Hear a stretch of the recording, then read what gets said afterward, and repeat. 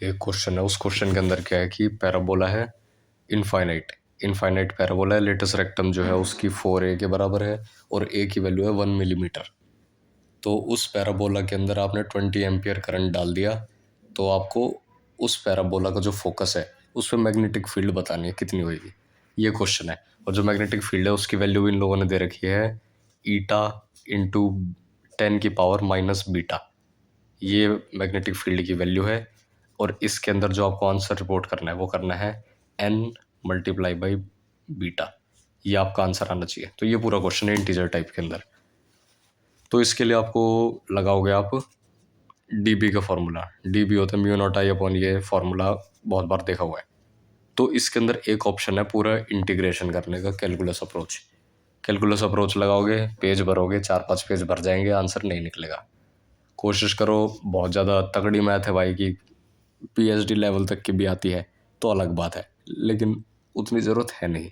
इसका आंसर है बहुत छोटा। तो ये जो क्वेश्चन ने कहने की बात है मैग्नेटिज्म का है, एक्चुअल में क्वेश्चन है कोनिक का, कोनिक के अंदर पैराबोला का।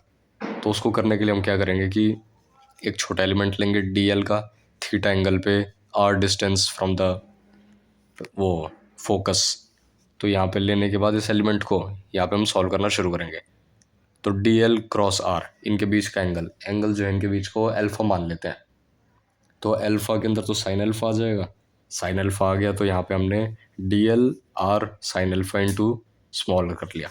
बाकी जो आर है और डी एल है उसके बीच का एंगल हमने अल्फा मान रखा है, तो अब अल्फा को भी देखेंगे कि है क्या।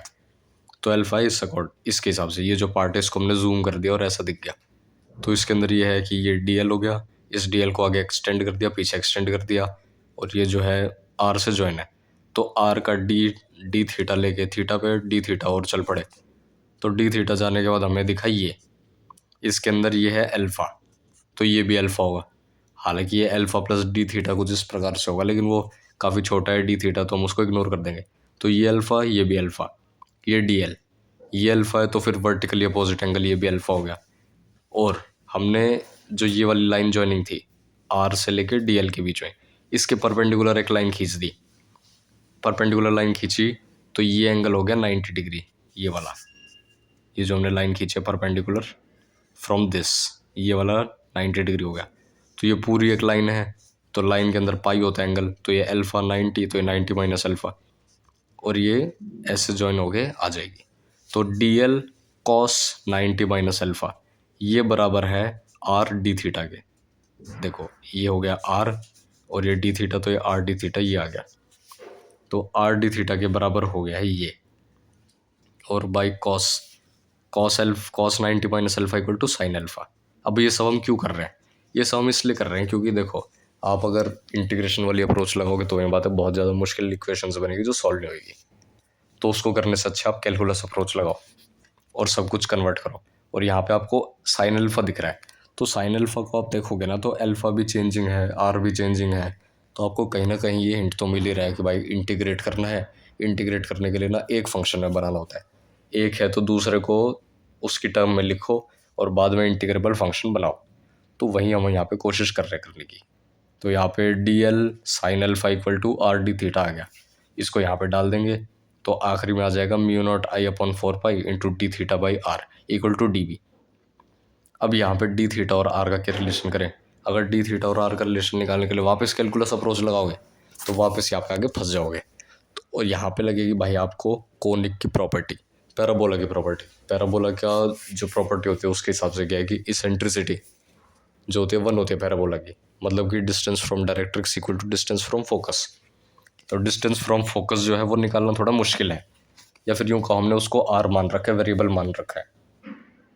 और जो वेरिएबल है उसको अगर आप कन्वर्ट करोगे तो दिक्कत आ सकती है। तो हमें आर को और थीटा को रिलेट करना है आपस में। तो आर और थीटा रिलेट करने का क्या तरीका है?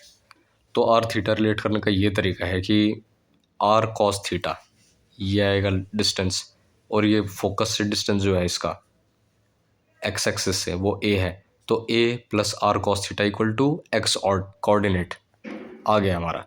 और हमें ये भी पता है कि जो डायरेक्ट्रिक्स है उसका कोऑर्डिनेट होता है माइनस ए।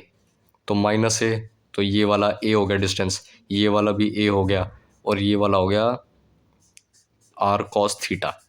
तो ये टोटल आ गया इसका एक्स कोऑर्डिनेट, या फिर यूँ कहो इसका डिस्टेंस डायरेक्ट्रिक्स के साथ। तो डायरेक्ट्रिक्स से इस पॉइंट का डिस्टेंस जो है वहीं बराबर होगा आर के। तो हमने इस पॉइंट का डायरेक्ट्रिक्स से डिस्टेंस निकाल लिया, वो हमने निकाल लिया ए प्लस एक्स कोऑर्डिनेट इसका, एक्स हो गया आर कॉस थीटा प्लस ए। तो ये टोटल आ गया। तो यहाँ से हमने आर की, और ये बराबर है आर के क्योंकि S P equal to P M है। तो आर हमने लगाया, तो आर की वैल्यू हो गई 2a-1 2a/-1 - cos थीटा। तो ये थीटा और आर का रिलेशन बन गया। इसको यहाँ सब्सटीट्यूट करो, ये इक्वेशन बनाओ, इसको इंटीग्रेट करो और अपना आंसर प्राप्त कर लो। तो देखो ये छोटा सा क्वेश्चन, लेकिन इंटीग्रेशन अप्रोच करोगे तो दिमाग ख़राब हो जाएगा, ऐसे अप्रोच करोगे तो बहुत जल्दी हो जाएगा। तो ये क्वेश्चन है रोल मॉडल क्वेश्चन, और बहुत कम चांस है पेपर में ये तुरंत क्लिक करने के। अगर आपने पहले कर रखा है इस टाइप का क्वेश्चन तो क्या पता हो जाए, लेकिन नया क्वेश्चन 100% आदमी इंटीग्रेशन वाली अप्रोच लगाता है। तो हम आपको कोशिश करनी है कि आपका टाइम बचे और आपको ऐसी चीज़ों में खेलना है जो आपने बहुत बार खेल रखी है। इंटीग्रेशन ना आपको नहीं पता क्या बने आखिरी में जाके, लेकिन आपको ज्योमेट्री का और थोड़े बहुत एलिमेंट लेने का इसका हमेशा पता है कि घूम फिर के आएगा हमारी रेंज के अंदर ही कुछ। तो ये है इस क्वेश्चन की पूरी ऑटोप्सी।